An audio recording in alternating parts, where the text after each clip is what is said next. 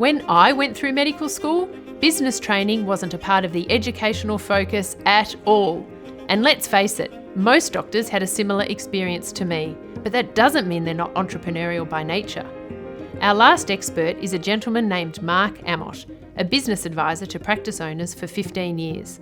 He's here to enlighten us about many key business aspects you'll need to think about should you decide to take the leap into ownership. So Mark, let's get down to business.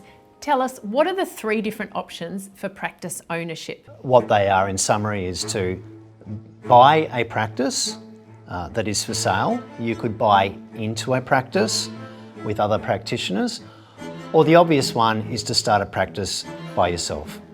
And can you talk us through sort of the pros and cons of each of those and why you might choose one over another? Sure. So starting your own practice gives you maximum control. That's the main benefit. However, that comes at a cost and with complexity. The other options really do shortcut some of those setup considerations, simply because the practice is already there running and is established. So it's a quicker way in, but you do get less control because you have to fit in with what's already there. And so what are some of the key steps that a practitioner needs to take when they've made that decision to move into private practice? The first thing that we would advise is that you start by planning your high-level vision. Where do you want to be in 3 or 5 years? After that, it's really important to get a very, very good set of advisors around you.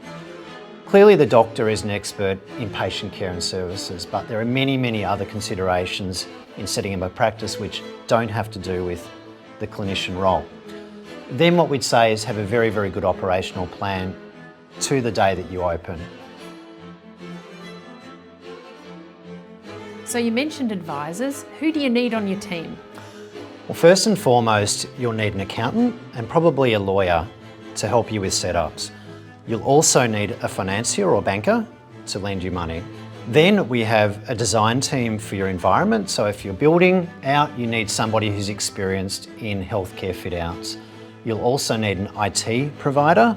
And also don't forget that in a setup, you're going to need a good project manager to bring everything together.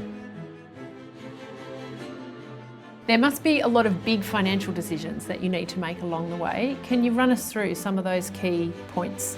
Look, this is a very important area. So often in a setup, finances are one of the very first things you need to look at. So if you are purchasing a building and doing a fit out, for example, you will need a mortgage to cover that. You'll also be buying equipment and there will be finance facilities that you need to finance that equipment. And also when you're running, you will need something such as an overdraft to cover your working expenses. And on the other side, what are some of the income streams that you can rely on or expect in private practice? So the obvious one is fees generated from your own activities. But that's not the only source of income that you should be looking for if you're looking to own your own practice.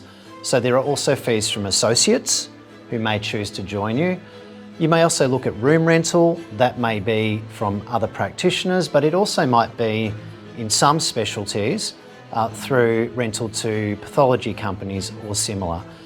There are also a number of grants depending on which specialty you're in, especially for general practitioners, so don't overlook those. You mentioned the management aspect of private practice, and I always find that interesting because doctors are not trained to be managers. So what would you recommend in order for doctors to not go astray at that point? This is a big trap doctors that are new to practice mistakenly believe that they can do it all. Our recommendation is that you don't do the managerial work. You can hire good managers and you can get good help from outside. For heaven's sakes, don't be doing the wages at 11 o'clock on a Friday night. How long do you think it takes for most of your clients to really find from starting their private practice to when they're really at a happy level of activity? So I might take that in 2 parts. To doors open, really we'd recommend a minimum of 4 to 6 months, assuming you have a premises. So a build can add a good year or 18 months to that. Once you're open, it's probably going to be another good 12 to 18 months until you're really hitting your straps with patients. That depends on your specialty, but do expect to be quieter in your first year than if you're an associate at an existing practice. I know there'll be lots of doctors out there thinking, I'd love to consider private practice, but I'm not sure if I'm ready. What would you say to them?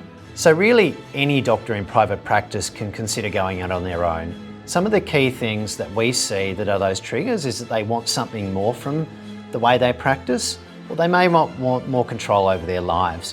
What we'd say is that go and have some discussions with your trusted advisors. You're probably more ready than you think. Thanks so much, Mark. It's been such a pleasure to have your insights. I'm sure there's so many doctors out there now feeling more empowered to give it a go. Thanks, Bronwyn. It's been great. Thanks for having me.